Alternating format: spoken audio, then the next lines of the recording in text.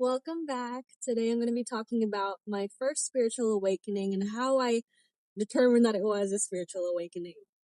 When I was 20, I had a manic episode, which ended up with me being in the hospital and getting put on mood stabilizing medications for 3 years until I decided to get off of them. What I knew for certain was that I had experienced all the textbook symptoms of mania. But there were some other things that I went through that I couldn't find any answers to. I remember everything from my manic episode. I was conscious of it all. I just had no control over it. I remember during my manic episode, I was overcome with like a huge wave of paranoia. In that whole mentality, like, I'm God, I need to save the world kind of thing. I became really scared because I was like, oh my God, I'm the chosen one. Everyone's going to come after me now. I'm not safe anywhere. And that paranoia evolved to become specifically on men. And I remember the day before I was hospitalized, it was so bad that anytime somebody resembling a man walked past me on the street, I would just like freeze and I was so petrified. Through a lot of healing work, I kind of got over that and I got to the root of where that was from. But basically that paranoia that I experienced during my manic episode was all of my deepest fears coming up to the surface. After the hospitalization and once I got put on meds, I remember my mind never quite came back to normal. I remember for about 3 months after the hospitalization, it was as if my brain had reset itself. I had to drop my college courses that semester and I quit all of my jobs. I struggled to put my words together. It was really bad. And, over time it came back, but it was never fully back to that expression and creativity that I had before all of this happened. I couldn't quite pinpoint what triggered it. The doctors were like, well, if it wasn't drugs, because I don't do drugs, then probably it was just stress. Or maybe it's genetic. Stress definitely had something to do with it. But genetics, no one in my immediate line of family, and I'm close with pretty much most of my extended family too, no one had experienced something like that before. So it just didn't make any sense.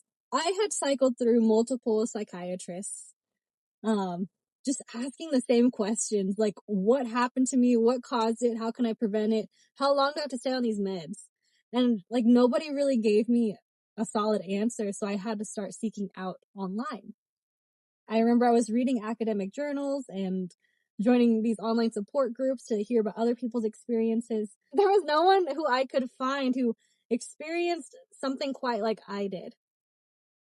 And I came to the conclusion, bipolar, which is the diagnosis you get for your first manic episode, that's all it takes.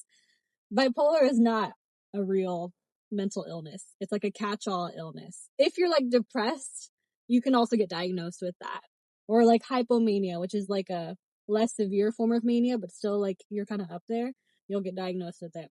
I kept on going to the psychiatrist because every single one told me, you have bipolar now. You have to stay on these meds for life. Otherwise, this could happen again. You could lose your mind again.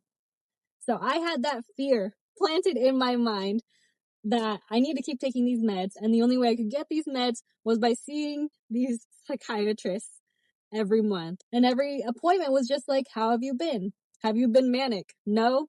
Here's your newest prescription. And every time I would come with that question, how long do I have to keep taking these? What I got from those doctors was that they are maintenance medications, basically mood stabilizers. It's supposed to help you balance being too happy, which you might, spiral into mania, or being too sad, where you might spiral into a depressive episode. I didn't feel like myself at all at any point while I was taking those meds. I felt brain fog all the time. I was having so much trouble concentrating. I didn't feel anything. My world was just so gray.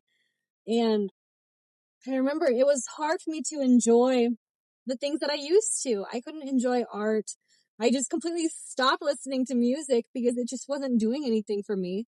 I remember thinking is this what it feels like to be normal? I don't know if I want to be normal anymore. I stayed on those meds because I was so scared of that manic episode and the hospitalization happening again. When I was 23, I had an unplanned pregnancy, which I wrote a whole article about it on my Medium blog if you're up for a little read. That unplanned pregnancy made me choose to stop taking my meds. Like cold turkey, I quit them because all of my psychiatrists had told me that there's an unknown risk that these mood stabilizers pose on pregnancies. And at the time, I wasn't sure if I would keep it or not. And I remember the final psychiatrist I saw, they told me that no one is forcing me to take these meds. And if I were to stop taking them, just be aware of the risks. With that in mind, I just paid extra more attention to my moods and my thoughts because I believe, and I still do, that I can catch myself before it gets bad again. After the pregnancy thing was resolved, I chose to not get back on my medications. And here's why. The whole time I was on meds, I remember feeling like I had to pretend to be normal. I straight up felt like an alien in my body, like I was just operating this meat suit. But I didn't have like an inner voice to like tell me to question these things. It was just kind of like fear kept it silent. Fear was like, no, we're gonna keep taking these meds, even though you know full well that this is why you are the way you are right now. By the time that inner voice had faded away, I kind of had a circle of people, my family, my ex-partner, who I had trusted. And I pretty much just let them drive my life for me. Whatever they said was right, I did that. Nothing felt normal. I was just constantly just uncomfortable. I'm going to put a little clip up here for you to see. This was me about 2.5 years into taking those daily medications. And you can just see on my face, I mean, I can see that I was there, but like not really there, if you know what I mean. One other thing I wanted to mention that was probably obvious in that video, those meds, I just kept on gaining weight. And I even tried going to the gym and I was burning lots of calories, but the weight kept coming. And I just kind of lost hope. I lost interest in that because I was like, it's okay. I know that the meds are doing this. Mood stabilizers do have a tendency to cause weight gain. After a month of being off of my daily medications, I started to feel like myself again. It didn't feel like I was a zombie anymore. I became more sensitive to my body's needs. Like, my body's needs to rest. My body's needs to eat. I feel like I was just deaf to those things the entire time that I was on those meds. I started listening to my body more. I started honoring her needs. And that was kind of when more things started coming up that I wasn't ready for either.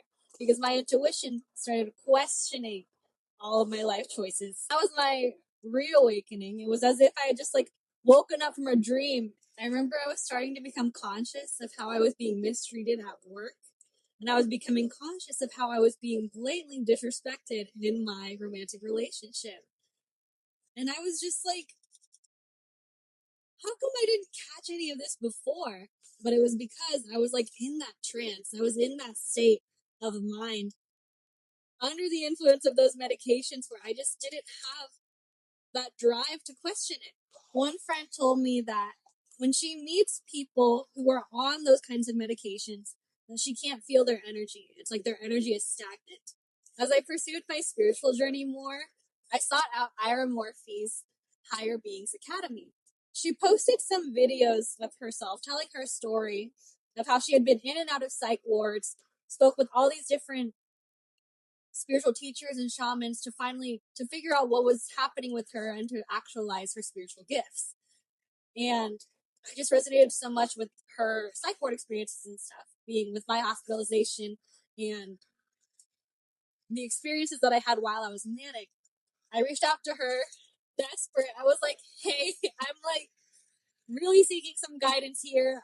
I feel like I'm scared of this happening again, but I don't want to go back on my meds. But if I tell a traditional therapist what is going on now, I'm scared that I'll get hospitalized again.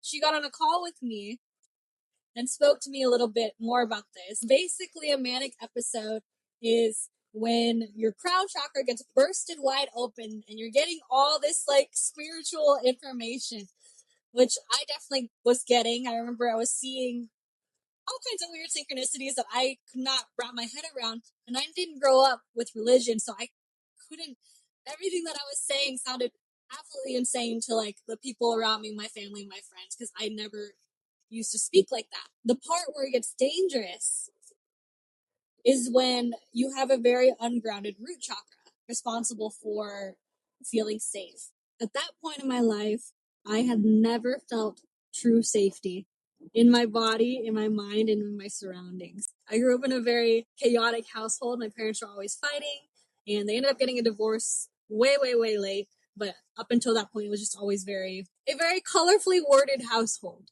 I remember never being able to fully feel like I could relax there. My breath was just always up at my chest.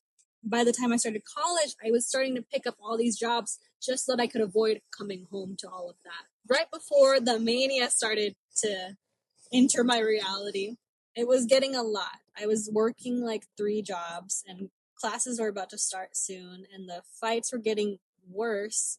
I remember that time, it was like I couldn't catch a breath. I couldn't get a break. There was nowhere safe for me to breathe. And that's what triggered it. That feeling of not feeling safe anywhere, anytime. My soul became so uncomfortable in my body that it kind of detached itself. I hadn't been sleeping. Like, I was running off like an hour, 2 hours of sleep a night because that's all I needed. I would wake up full energy, and had all these ideas, talking really, really fast. Because my mind was so awake and active all the time, my body couldn't even keep up with her. And my body was falling asleep while my mind was still awake. The day before I was hospitalized, I spent a whole day hanging out around town with a friend. We would be walking and I would just like collapse on the ground, still talking, still yapping my mouth. And then I would like get recharged up and then keep going. And that just kept happening. I would just like fall on the ground and I straight up could not get up. Like, my body was asleep. It was asleep. My mind was still awake. Your soul doesn't need rest. Isn't that the craziest thing? A couple other funky things that was happening. I remember I was seeing orbs floating around, colorful rainbow orbs that I now know are spirit guides or angels, whatever you're inclined to believe. But I saw them with my eyes everywhere, and that was freaky at the time. I remember feeling a lot of shame, and it was very much outward shame. I remember my family was telling me to not talk about it because I still didn't have a full understanding of it. I was just like, I'm so embarrassed by what I did while I was manic. But I also remember I was very much inclined to believe what I was experiencing was very magical. That whole ordeal is where I found my spark again, because when I was in the hospital, I saw horrible things, and I want to make a whole video talking about that experience. But basically, I could sense energies when I was in there. I could sense who had good intent and who did not care. And it made me have that passion that I have found now again to speak about these things and to bring awareness to these things and why healing is important so that we can all strive to create a kinder world. I'm 24 now and have been committed to my spiritual journey since I started doing van life, so almost a year now. And I will say the good parts of my manic episode, I feel them now. And they're here with me every single day, where colors are so much brighter and I can just see the good in everyone and everything. And I'm so excited about life and everything feels so magical. I have that. Now it's different because I'm able to control it. I don't let that extreme excitement or extreme despair carry me away anymore. And I do believe that my manic episode was my spiritual awakening, my first official one. And it kind of gave me a sneak peek into my psychic abilities, which is something that we all have. Surrounding myself with more people who were awakened to this and validated me for my experiences and didn't call me crazy for sharing the things that I was seeing and feeling helped a lot in bringing me closer to myself and bringing me closer to source energy or divine or creator or God or universe, whatever you want to call it. Intentionally practicing grounding has been a lifesaver for me. Feet to the ground every single day, no questions asked, hugging a tree, because I can't explain it to you unless you felt this before and believe in this magic too. That once you do that, like, you just feel like a relief once that happens. Being here right now and appreciating the beauty that's all around me, that helps me kind of come back to earth. Breath work, of course, just bring me back into my gut and not my chest. And just healing, straight up facing my fears and getting to the root of all my traumas and addressing them. That way I don't keep seeing the world through the lens of fear. That's been the biggest thing.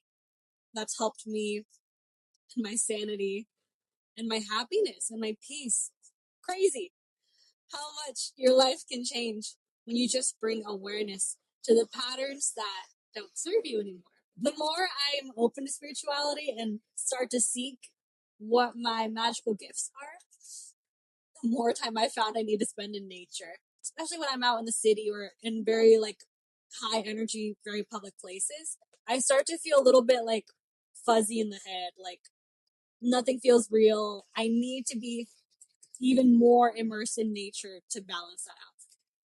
And it's kind of interesting because van life works out perfectly for me. I always try to find campgrounds that are private, secluded, out in the middle of nowhere. That way I could just be completely to myself and the elements of the earth. And that just refreshes me altogether and just helps me bring my best self every single day. I'm so happy to have all of that behind me, and I'm excited for what the future has to offer for me now. I believe that those types of mental illnesses like bipolar, schizophrenia, autism, ADHD, anything in that umbrella, that those are gateways for people to realize how powerful they are and how naturally gifted and sensitive we are to sensing energies. Much needed skills to have in the new earth. I just want to get that word out there that everyone is so gifted. Your mind is going to want to try to conceptualize everything that is happening, but the funny thing with human language is that it's very limited in what we can express. Sometimes you just can't find the right words for it. You have an inner knowing that it's there and you feel it. Thank you so much for listening to my story. Have you experienced something like this before? Because if so, hit me up and let's be friends. I want to talk about it. And I'm excited to share more of my learnings with you guys. Thank you. Mwah.